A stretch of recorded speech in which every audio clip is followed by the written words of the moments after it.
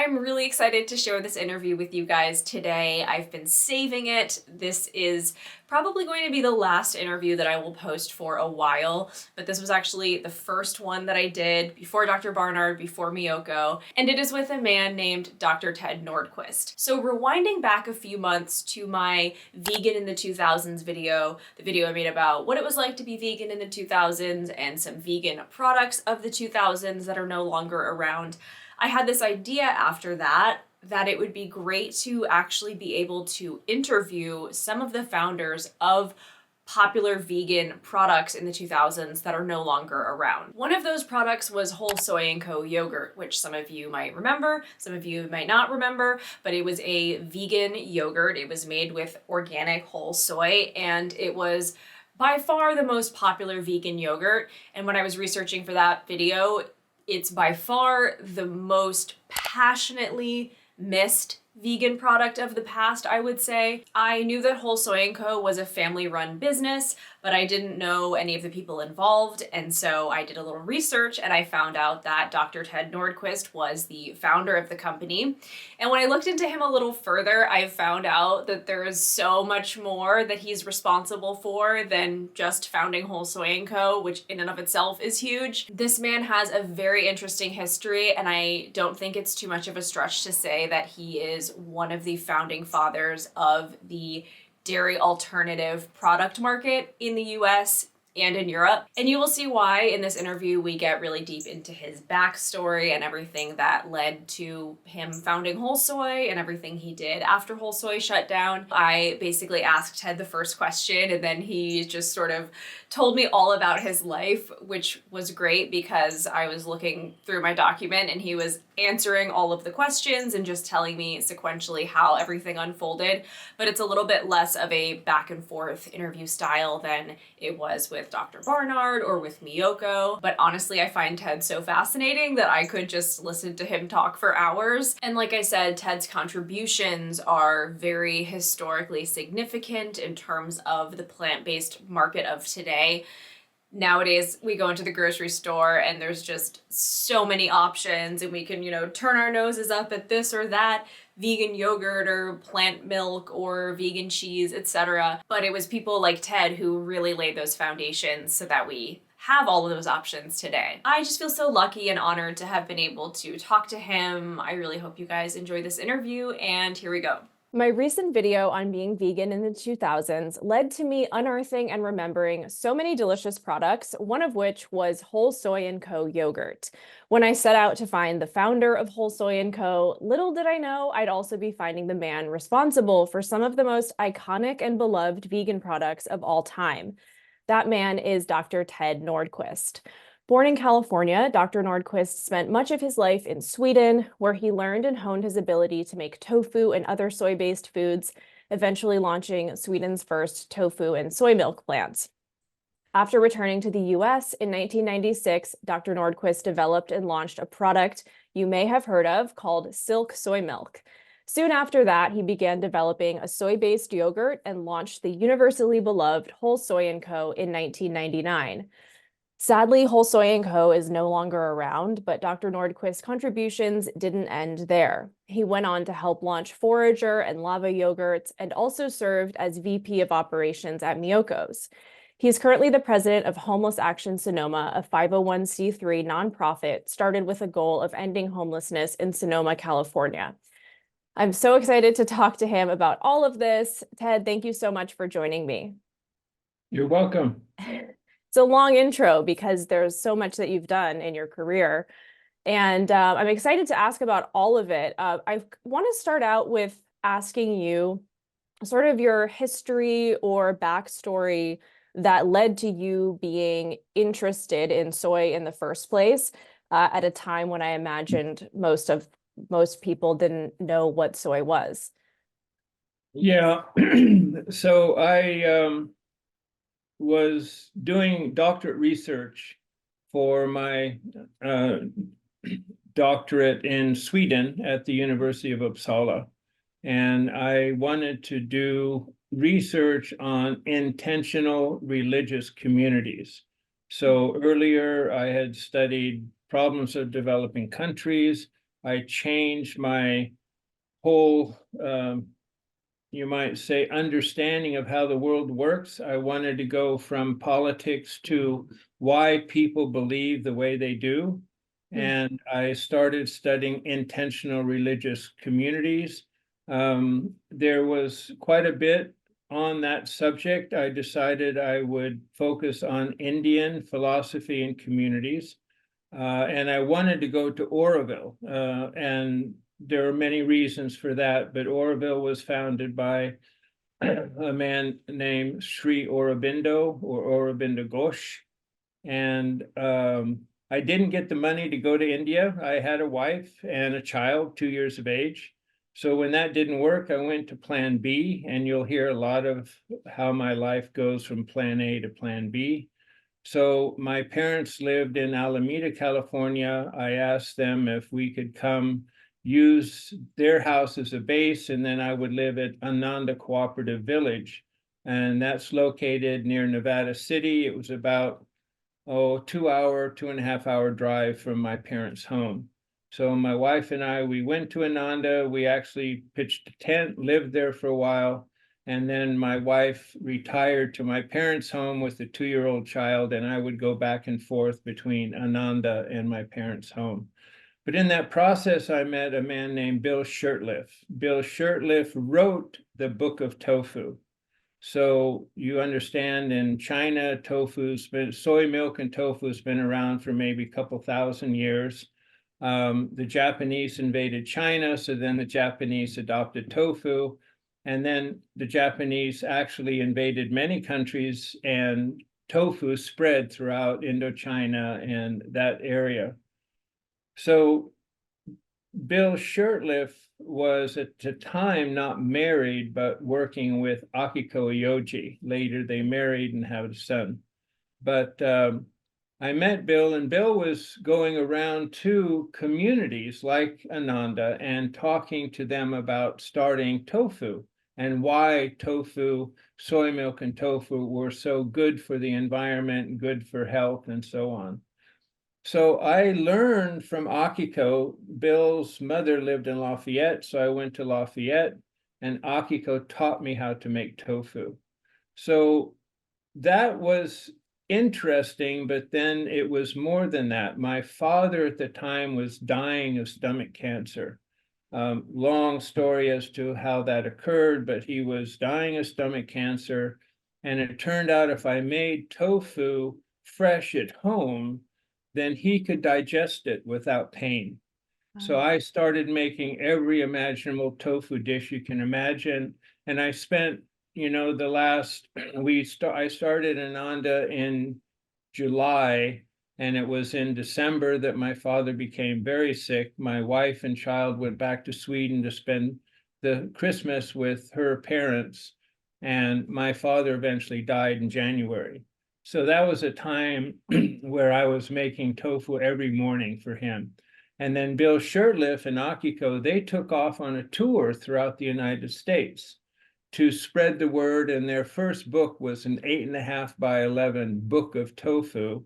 And they asked me if I would make tofu boxes. So here I am with my father in his garage making tofu boxes, putting together kits on how to make tofu. And then Bill would send me a letter saying, hey, we sold 3 or 4 tofu boxes, so I would ship them out. That's what I was doing that winter of 1975, 1976. So that's how tofu became an integral part of me. And I had read the book by Moore and Lappe, and it's all about food for a small planet, a diet for a small planet.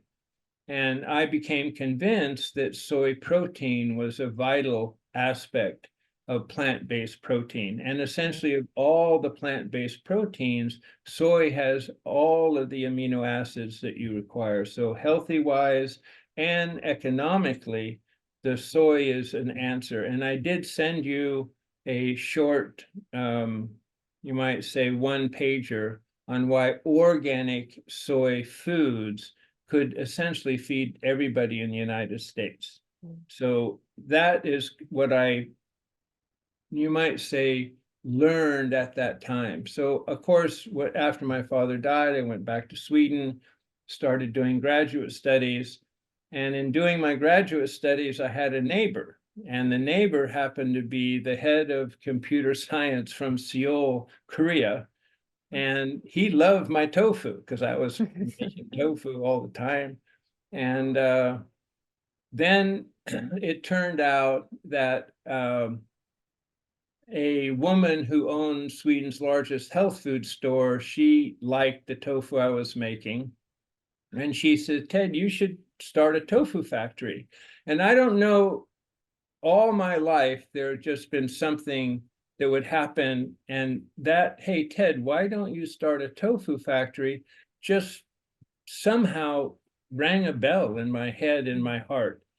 So my wife's father happened to be a retired contractor. So I said, hey, Josta, would you like to spend a lot of time in our little student apartment and help me build a tofu factory? So sure enough, my wife's father came to Uppsala. We found an old juice factory with a well that had 4-degree, unlimited amount of 4-degree water, which is what you need. You need soybeans. I bought organic soybeans from Canada, and we started making tofu in this little tofu factory. And that just evolved to the point where it started in 1980. I hired a good friend of mine as the manager. I would get up in the morning at 4:30. I would start the tofu, the steam boiler. I'd do 3 batches of tofu. And then at 7 a.m., the workers would come and they'd continue making tofu the rest of the day. And I would shower, go to my day job, which was at the University of Uppsala. And that continued. There was a guy named Lou Lukowski. And if you go back when Bill Shurtleff traveled throughout the United States in 1975, Bill Shurtleff and Akiko, essentially, he should be the father of soy foods in the United States. People that listened to Bill and started, it was Living Grasshopper in New York, and it was Wildwood in Santa Cruz. It was Luke Lukowski on Vashon Island. There were so many people that later developed soy milk and tofu and soy milk related foods that are all due to the fact that Bill and Akiko did this trip in 1975-76. So Luke Lukowski was one of them on Vashon Island, and Luke had a relationship with one of Europe's largest food processing companies called Alfa Laval. So it turned out that Alfa Laval came to me. I was the only, factory in Scandinavia at the time that was making anything related to soy foods. So they came and they said, look, we would like to bring some equipment to your tofu factory. It was called Aros Sojaprodukter in Öresundsbro near Uppsala, Sweden. And I said, fine. And they said, well, we'll pay to fly you down to Lund and we'll start developing a soy milk process that is unique and tastes good. So we looked at a lot of different forms of soy protein. And I think I convinced them that the only way to go is use organic soybeans and process the whole beans. Don't go to powder, don't go to anything else. What evolved with that factory in Alfa Laval was that they were paying me to go to Lund. We developed a very, very unique means of producing a concentrated soy base, we called it. You kind of say soy milk, and if you understand solids, normal milk might be 10 or 11% total solids. So you have solid ingredients, the rest is water. Soy milk today, the formula is about 5.6% total soy solids. We made a concentrate so we could make ice cream. So you think of heavy dairy cream, then you start with heavy dairy cream to make ice cream, and then you dilute it down to make yogurt. You dilute it all the way down to just milk. So that was the design from the very beginning with Alfa Laval. So we created a concentrated soy base, and then I took that to Sweden's second largest ice cream company called Vinad. And Wiener was owned by Konsum, which owned half of all the grocery stores in all of Sweden. So a woman named Lola Skog and she was head of development, we brought this organic soy cream to her lab, and we started making vanilla ice cream. And in Swedish, ice cream is called glass, G-L-A-S. So we did nothing but vanilla ice cream. And the way I decided if this would work is I made little 8-ounce cups of vanilla ice cream. And I now, by this time, I was, doing well. We had 3 children, not 1. So we had 3 children in a grammar school, different ages, almost 4 years apart. So I would take little 8-ounce cups of vanilla soy ice cream to their school in Örsundsbro. And it was kind of, yeah, it's all right type of thing. After about 3 to 4 months, I showed up at the schoolyard and the children were running over to me asking for that vanilla ice cream. And when that happened, I said, Lola, I think we can do this. So we created a very special vanilla soy ice cream. And then we created a chocolate soy ice cream. And it was the very first such non-dairy ice cream in Sweden. So what was unique about that when we launched it is there's a newspaper in Sweden called Aftonbladet. And Aftonbladet, every summer, they'd go through the best premium dairy ice cream. So it was Mövenpick, kind of like Haagen-Dazs. Mövenpick, very, very creamy, heavy in fat. There was Århus Glass. There was Wiener's own premium dairy ice cream. There was Triumph Glass. There were several of these ice cream companies, and they would test them. They would test them on appearance, on aroma, on flavor, and on melting, what they looked like and when they were melting on a plate. So that they would do every summer. And somebody slipped Tofuline Glass into that Aftonbladet report. So what was amazing about it was a full-page report. I have copies somewhere. I have a bunch of cardboard boxes in the garage with copies of many things. But this put Tofuline Glass as number 2. It was number 1 was Mövenpick, like about 38% fat. Number 2 was Tofuline Glass, and they said, but what was strange about this was it wasn't made from dairy. It was made from soy. So it just took off, and it did very well in Sweden and then launched in Finland. And then I made a huge mistake. It was going into England also.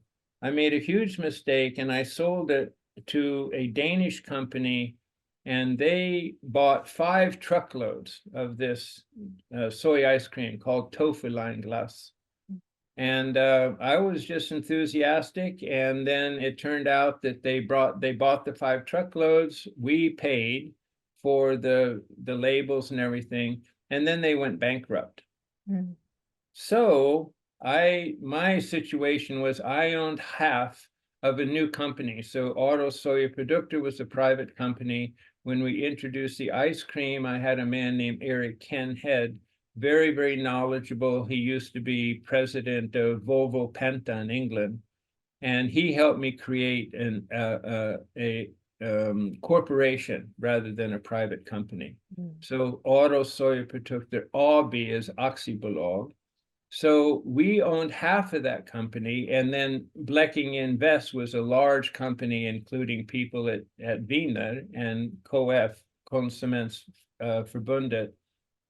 So they came to me with this situation. They said, well, either you buy us out or we buy you out. So obviously you can imagine what the result of that was. So I had a fairly good contract. I worked another year, turned everything over to them. They owned everything in Auto Soya Produkter, Kobe and Abia. Discontinued the tofu, just focused on the ice cream. So I took my money and we moved to California. And found Sonoma. And then my father knew a man named Henry Glasser, who was a corporate tax attorney. And he decided he loved the Tofuline Glass. So we created a partnership. And that's when it took off. We went to a dairy, and it was actually Jeremiah Riedenauer of Wildwood. He came to me and he said, Ted, I know this dairy. It's in Gustine, California. It's about an hour and a half drive from where I was living in Sonoma. And he says, they make lactate, but the lactate they make, they put in extended shelf life packaging, meaning it's very similar to aseptic. So the process of making an ESL half gallon or quart, we started with quarts, but you get about an 85-day shelf life. And what people didn't understand, and I think they still don't understand in the United States, that an aseptic package made by Tetra Pak, and Tetra Pak and Alfa Laval were very close. So we would pack milk in Tetra Pak in Sweden. That would have about a 10 to 12 month shelf life in ambient temperature. But the packaging of Tetra Pak includes materials that are not easily recyclable. If you put the same process, the same temperatures, no chemicals involved, but high heat, and then you run it into a vacuum so you have a very good tasting product, and you put it in an extended shelf life package, a quart or a half gallon, it has about 85 days shelf life refrigerated. So that concept of putting soy milk, taking it out of a ambient temperature bottom shelf in a grocery store into the dairy case, that idea was Jeremiah Riedenauer of Wildwood, and his factory was in Santa Cruz at the time, and he was just making tofu. So I went ahead, my partner and I, we invested money. We created this soy milk that was very, very good tasting, using formulas that I had created in Sweden. But I had a woman named Laura Tunyan and Ann Shaw. They were two people working at the Gustine plant. They helped me put this formula together. We tested it in Gustine. They had a little pilot plant we could test. And then we did tailing runs, meaning they would run lactate, which was in an ESL package. They would then just rinse everything with water. Then they would tail end samples of this soy milk that I wanted to introduce for Jeremiah. So I put all the numbers together, and I said, Jeremiah, it's time to launch this. And he said, Ted, we don't have the money to do it at this point in time. And I said, well, when can you? And he said, we don't know.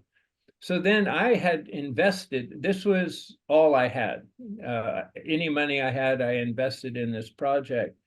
So then I went to natural food. You know, there's natural product East and natural product West shows. And I went to the shows and I introduced this product to many different companies.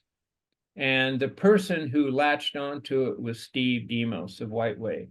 So Steve already had national distribution of tofu, and he liked this idea. So he signed a contract with Henry and I, and he would design the packaging. We would make the product, we would pack it in pallets, and we would store it in Gustine, and then Steve would buy it, and then he would pay us. So that was the agreement. And we did that for almost 2 years. Unfortunately, Steve Demos wasn't happy with the arrangement, so he reversed, you might say, reversed analyzed the formulation, and he went to a different dairy called Ador Dairy. And there's so many parts of all this and so many people in this network that are connected. And someday it would be interesting to see all the connections. But he just one day he ordered a lot of Silk Soymilk, so now it was packaged in the Silk package, and he was also doing a rice milk, and the rice milk was a person that was selling rice milk powder, and Gustine was making it for Steve. So that's the whole product. He ordered enough product for about maybe 3 or 4 times what he normally orders in a month, and then he left.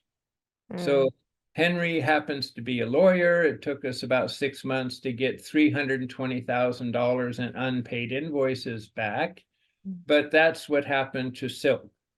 Mm. I had already developed yogurt for Steve. So I said, you know, I have this fantastic yogurt. It was made in a plant that was also owned by Morningstar Industries. So Morningstar owned the Gustine dairy. They also owned a dairy that made yogurt. So when Steve left, then all we had left was the yogurt. We didn't have the soy milk to make and sell. Henry and I had no money to market. We didn't have distribution, but we decided maybe we can sell the yogurt. So we asked a person that I knew of. It was introduced to me by a man named Wally Rogers, and Wally Rogers was a person I met early in my career, and he helped a lot, and I owe a lot to Wally Rogers. So his name should be up high on that list of people very valuable to all of the things I've done. But Wally introduced me to Oasis Sales and Marketing, and the man's name was Greg Hartman. So Greg Hartman, he tasted the yogurt and he tasted the ice cream, and he said, this is great, we can do this. So Greg Hartman, he connected with others, and he connected with Brown Cow Dairy that was distributing organic dairy yogurt to the natural food industry. So what happened then was that we piggybacked onto the Brown Cow distribution of dairy yogurt with the very, very first packaged whole soy yogurts. In the beginning, we printed up a lot of cups that said soy yogurt, and then the dairy people came and said, you can't do that. Later, it turned out that we could, but we didn't have the money to fight that. So we changed it to cultured soy. So it was whole soy, cultured soy in the very beginning.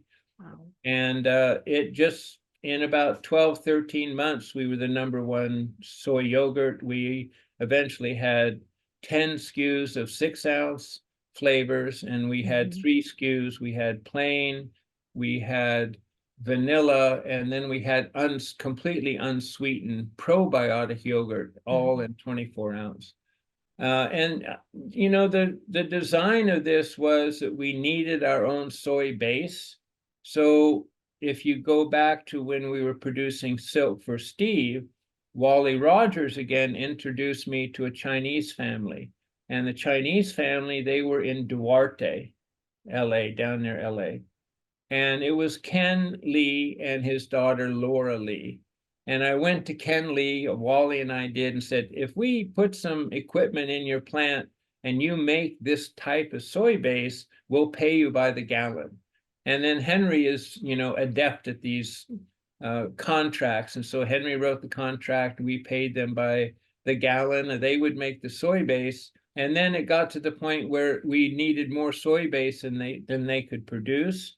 So we built a plant in Modesto, and it cost about $2.8 million. We rented the facility from Mercer Foods, and Mercer Foods in Modesto was doing organic fruits and vegetables for big companies like Kellogg's. They were freeze drying organic products. So it was organic, and it fit right into what we were doing. We built a soy-based plant, and I just built it according to the design that Alfa Laval had, that we did in Sweden. It was, you know, almost all these things, like building a soy-based plant, the formula for soy milk, the formula for yogurts, all these things were essentially done in Sweden. All I did was repeat them in California. But the difference was that the market was huge here. So, you know, as time went on, I would go from dairy to dairy. Gustine, they couldn't keep doing it. Fullerton couldn't keep doing it. We moved from one place, one dairy to another. And then a man named Kelly Olds, long story and long connection. He was actually president of Superstore Industries, which is owned by Save Mart and Rayleigh's families. And he was doing our yogurts and doing the ice cream.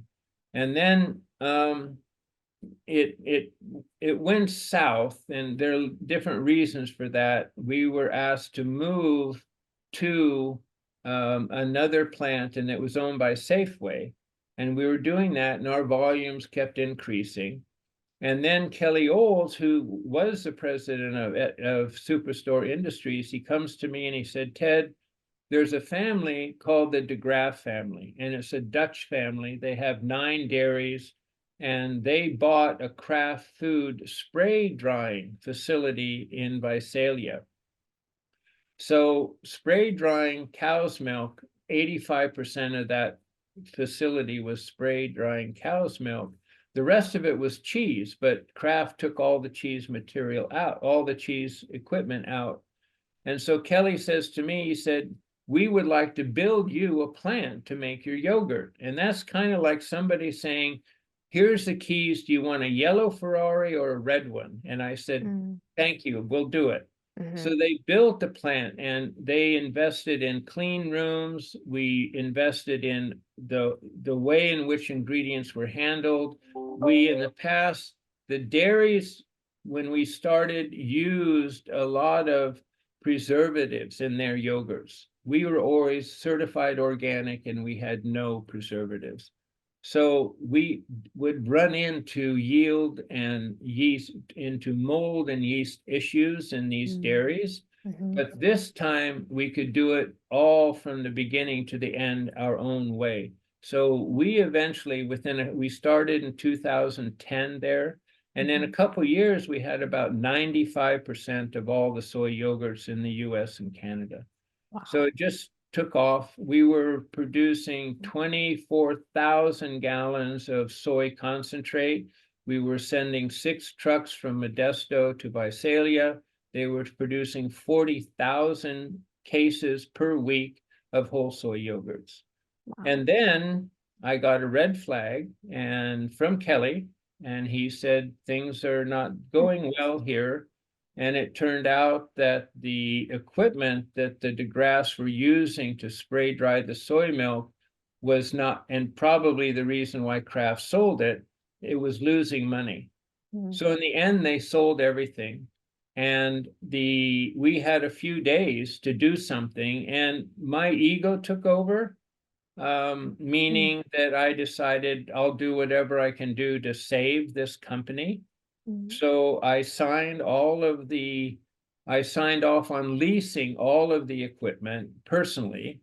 This is not a corporation that now I'm shielded by this. I signed everything personally. We'll take this over. Then all of the ingredients, all of the packaging we own. We put everything in a warehouse in Visalia.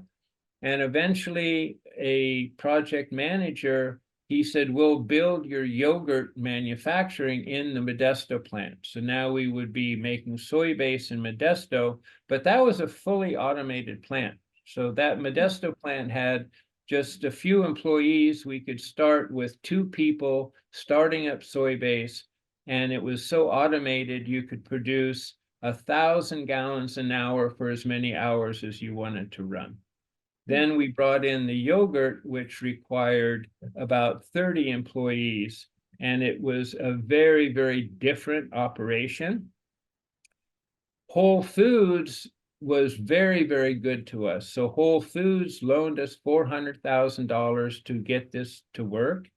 And we used up a lot of the money that we had saved, and we actually were able, so this occurred in April of 2013. We left the provisions plant in Visalia, and we started up our plant a little over a year and a half later. And we actually introduced all of the whole soy yogurts at the Natural Foods Show in March of 2015. So essentially, we were back. And that's probably unique in the industry, that you lose everything, but the same packaging, the same codes on everything, we were back selling through the natural food. The problem that happened, and Oasis is really the company that really did this for us.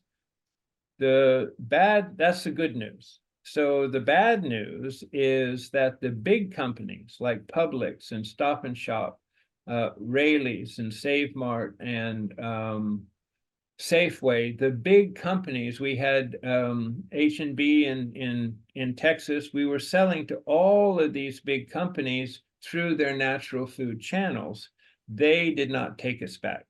They were apparently waiting. I don't know what they were waiting for, but our debt and our ability to sell and create revenue did not meet. So we closed everything in late March 20th of 2015. So essentially that was it. So I came home, our pension, everything had gone into that. So we had no money. We did have a house, and my wife and I were thinking, well, I guess the healthcare is not great in America. So we moved back to Sweden, and we would sell the house, and that was the only solution. And then I got a call from Stephen Williamson, and he actually has a home in Sonoma, and he owned Forager Project, and they were making drinks and cashew milk and so on. So he calls me and he said, Ted, do you think you could make yogurt from cashew milk? And I said, well, Steve, if you write a contract with me whereby you pay me $10,000 in the beginning of each month, I will work for you that month, and I will create a cashew yogurt if I can. And sure enough, it worked.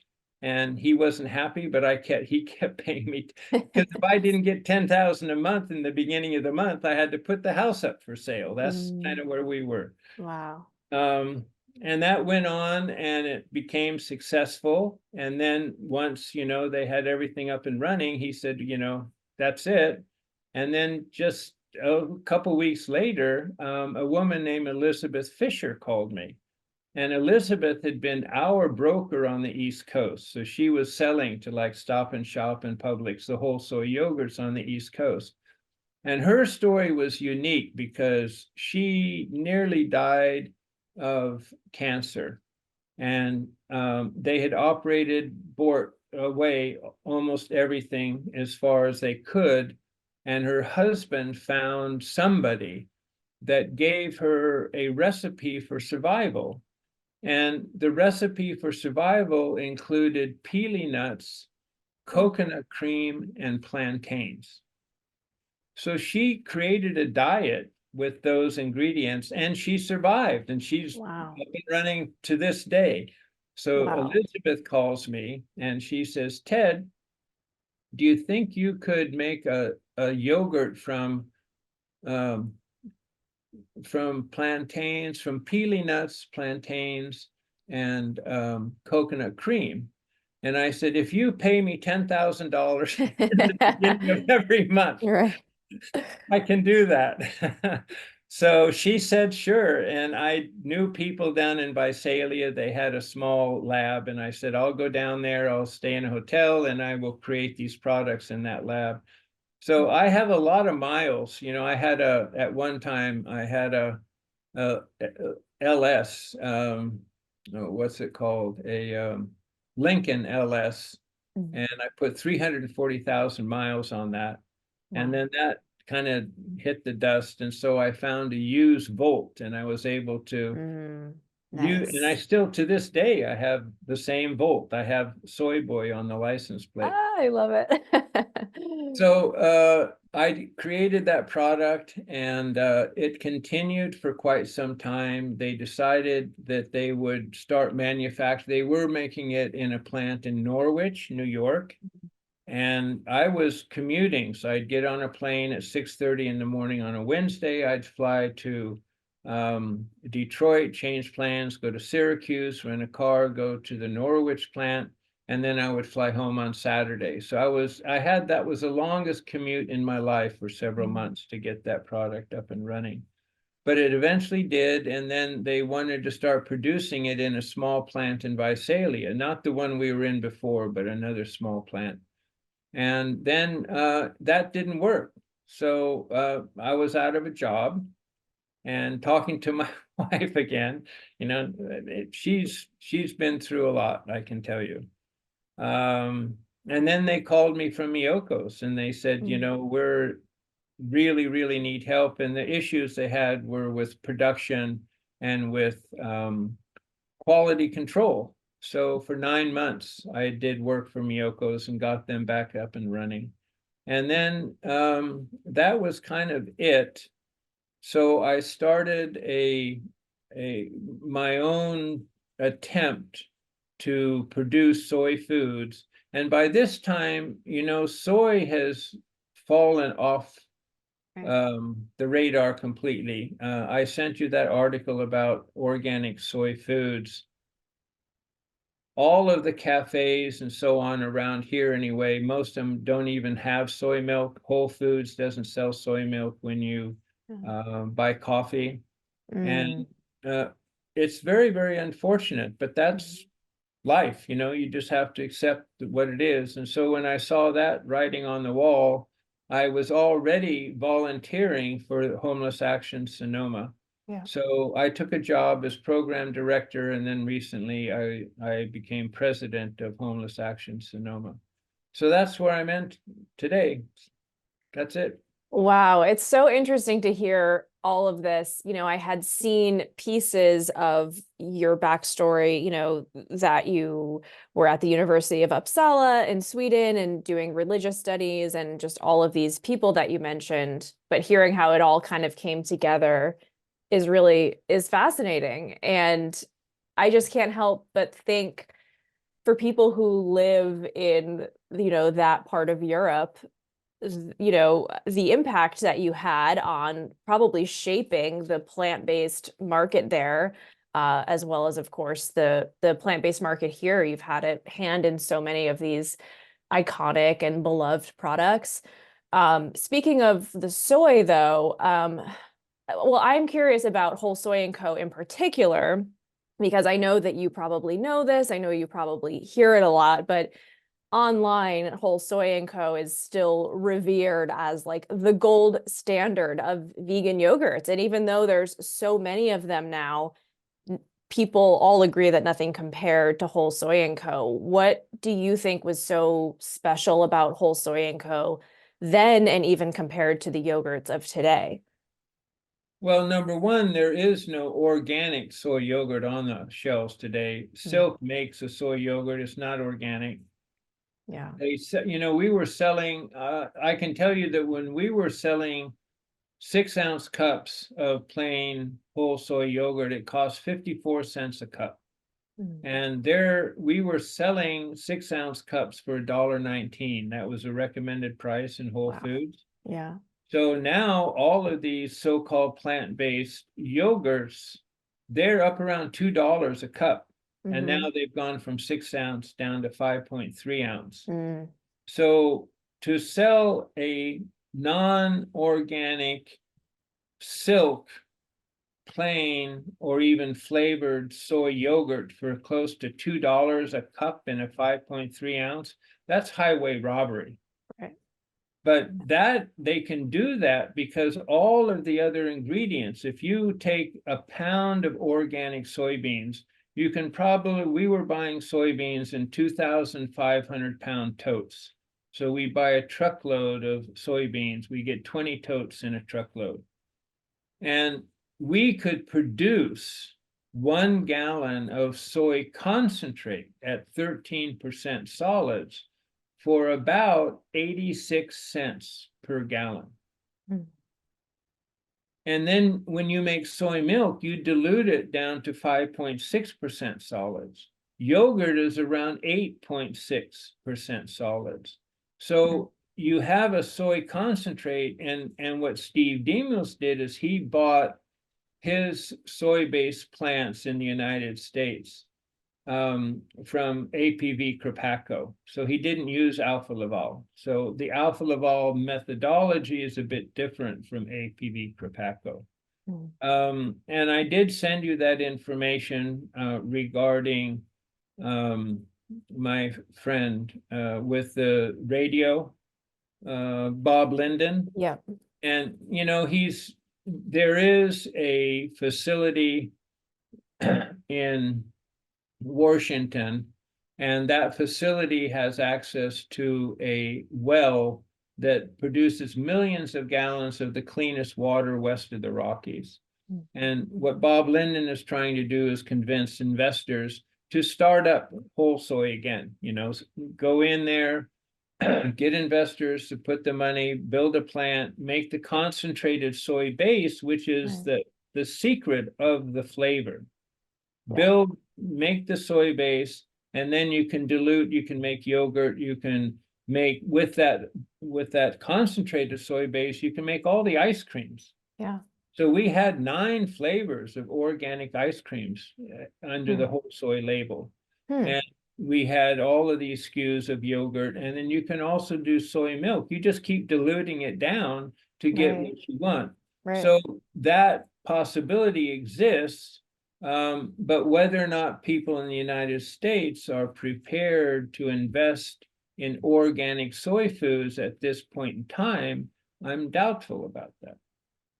It's really too bad how soy has just gone so out of favor, and there's so much misinformation against it. And like you said, I mean, even Silk now, which was in the beginning primarily soy milk, they did a Super Bowl commercial. I don't know if you saw it, but they feature 3 different milks, and soy was not one of them. They really seem to be deprioritizing it. What do you think? Because it obviously seems like there's so many benefits to soy, especially with yogurts. I feel like with vegan yogurts nowadays, you kind of have to sacrifice something. You're either going to get a great taste and mouthfeel, but you're not going to get the protein, or you're going to get the protein, but you're not necessarily going to get as much of a great taste.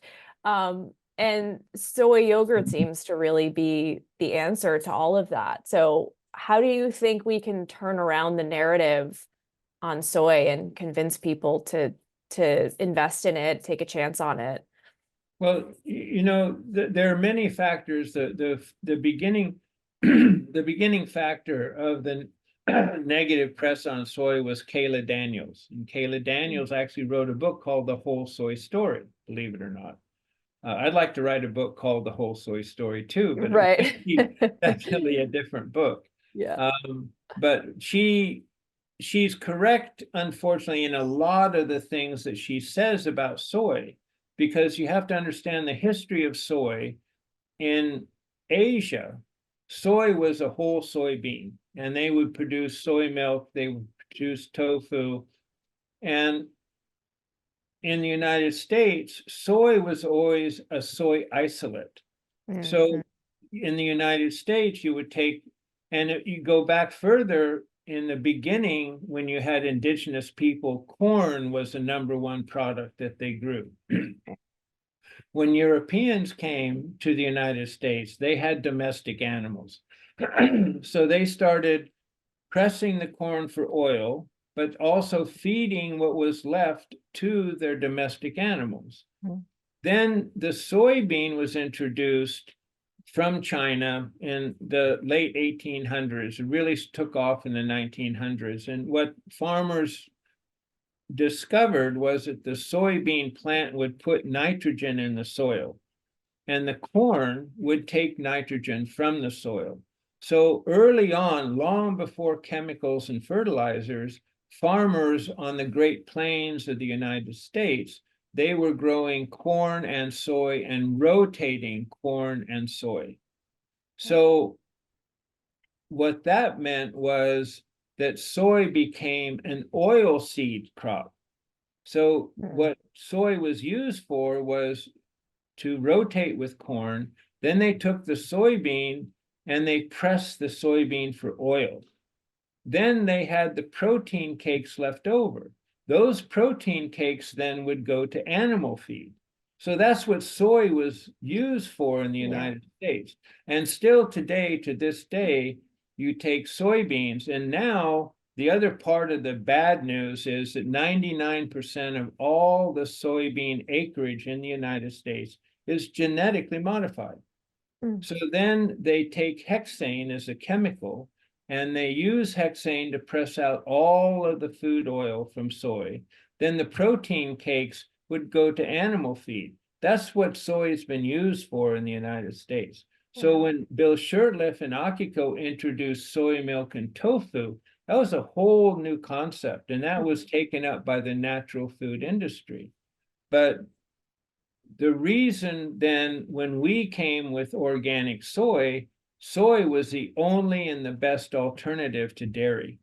There was nothing else. Yeah. But then, even when I was asked, okay, can you create a cashew yogurt? Well, the cashew milk has hardly any protein in it. So cashew milk does not have the amino acids that soy does. But cashew doesn't have all the bad news. It's not genetically modified.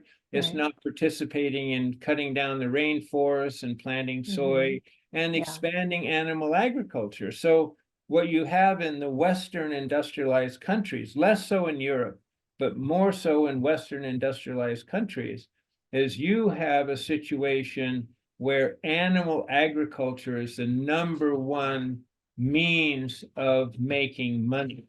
And money's at the bottom of all this. And even farmers in the United States that are producing genetically modified soybeans, they can send that animal feed to Europe, because Europe uses genetically modified soy in feeding its animals. You just can't label it. If you use anything above essentially 7.5, but up to 9 parts per million of soy in a food, then you have to label it in Europe, in the European Union. But Europe still imports from American farmers, and now Brazil is #1, soy as a feed. So your soy oil and your soy feed is what soy is used for. It's not today, because of what's happened, it's not an organic soy food, and people don't appreciate that. Right. So it really seems like it comes down to misinformation and miseducation and money. Primarily money. So the big corporations are in the United States, if you compare the US with Europe, the US healthcare is pathetic. Now, Europe has all kinds of their unions. My son in Sweden has 6 weeks paid vacation. Their healthcare is taken care of. I had a son in Houston. Everything that they were doing was trying to compensate for the fact that education was expensive and healthcare was expensive. Daycare was expensive. Right. My son in Sweden never talked about it. No. Not an issue. Yeah. So this country is today being run by corporations, and I try to explain to my grandchildren, I say the 3 most important things in your life, if you do anything, is clean water, clean air, and clean soil. And we're polluting the planet with chemicals in every way you can imagine. So almost all of the new plant-based alternatives, you take Impossible Foods, genetically modified ingredients. Most of them use pea protein. The peas are grown in Canada. They're sent to China, highly processed. Pea protein is not good for your health. So you have all of these designed plant-based foods that are so popular by people because they substitute for what they're used to eating, but they're not good. It's not good food.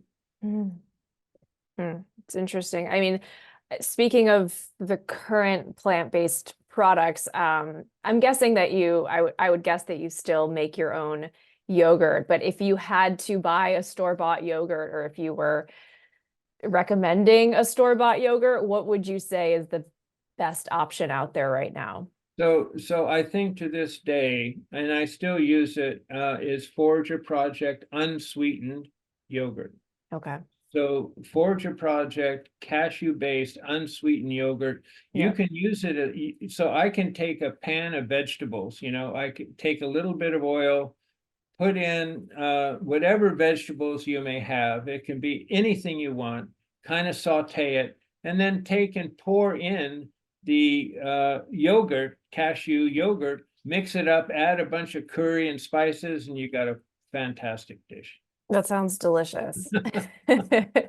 Um, is there anything coming up in the And next, sorry. well, the only other company that I know of that's certified organic is Miyoko. Right. So Yeah. Miyoko's cheeses, you know, I really, it's unfortunate what happened at Miyoko's. I understand what happened. Mhm. They have outsourced everything. They no longer make their own product. I don't know Mhm. how long everything's going to be certified organic, but Right. Miyoko's is certified organic, Forager is certified organic. Those Mhm. are the two I highly recommend. Okay. Well, so we're running out of time, and I so appreciate your time. I am curious how what if there are things in the next few years that you're looking forward to, that you're hoping to be involved in, or any projects coming up within the world of plant-based products that you'd like to become involved in. I know you mentioned the potential of the facility that Bob Linden wants to build, but anything other than that?